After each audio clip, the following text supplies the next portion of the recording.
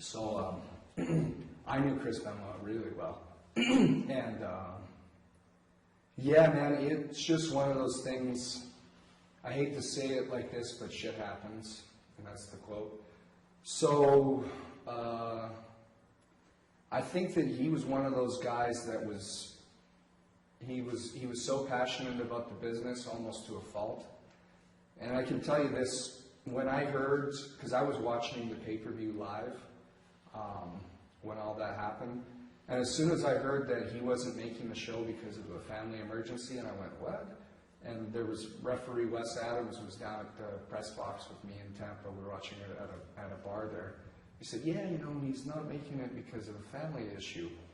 And right away I went, something's wrong.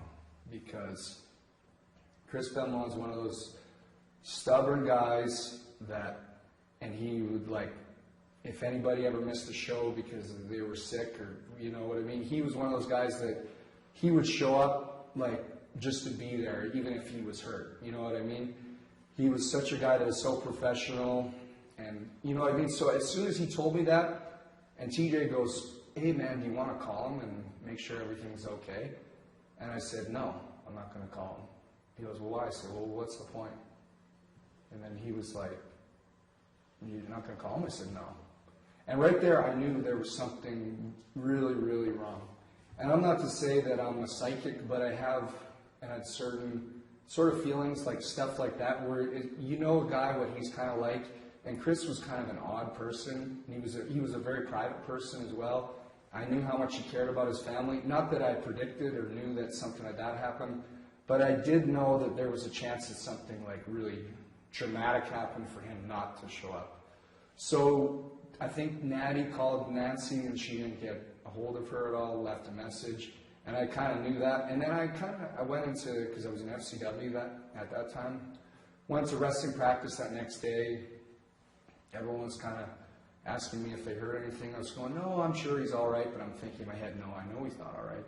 I know something's up. And then when I heard the news, it was like really shocking and really, really traumatic, you know, because I had just seen him 2 weeks before that in Orlando. Me, him, and Chavo Guerrero, we were doing Hindu squats. They were filming SmackDown. Running the stairs, everything seemed to be fine. Well, actually, I'll take that back. One thing that was odd, because I said, hey, Chris, are you still doing because he was legendary for doing the 500 Hindu squats. I said, hey, you still doing your squats? He goes, no, man, I'm just not doing them. I don't know why. I just thought, okay, you know, whatever. But maybe there was something going on with him that was making him not doing it, because whenever I'd see him, he would always have like his little cup of, like a styrofoam cup of coffee with his straw in it, and he'd be chewing it and be like, so you still doing your squats? Like, yeah, I am. How many? 500? Yeah, that's good. All right, you want to do some? Like he was like always kind of like that intense kind of guy. When he told me that, and then looking back on it, when I found out about all that, you know, and part of the big thing that I think about all that is you can blame steroids and stuff like that, but here's my opinion. One is if you go to a gym and you probably see a lot of guys, people are going to look, oh, that guy's on steroids, that guy's on steroids. Okay, fair enough, we can judge. Are they on steroids? Maybe, yes, no, I don't know. Are they going home and killing their wife and son? No. Okay. So can you ultimately blame steroids on the incident with Chris Benoit? I don't think it's fair to do that because, you know, and did concussions play a big role in it? I think so, probably. That's a good assessment. Do I think that when he was, at the time, he was taking a lot of antidepressants and stuff like that, a lot of depression because of the Eddie Guerrero death, the death of Big Boss Man, the death of Victor Blackcat? Yes, I do. And I've also always talked about the butterfly effect. You know, butterfly does this, and then all of a sudden, you know, a train hits something, boom. And it could have been something as simple as that, but I think that he just, for him to have snapped like that must have been something. Nancy must have told him that she was leaving him, and from what I now know, it wasn't one of those deals where he accidentally choked her unconscious, because I can tell you, because I've choked a guy out on the street once, it takes You have to have the choke in for, I think it's at least 2 minutes for that to happen. So you choke a girl, oh shit, I drop her, I wake her up. And from what I've heard is that the room was totally like a tornado hit it, and the way how he suffocated her and stuff makes me think, man, that is an absolutely horrible thing to do, and he should never be forgiven for anything like that.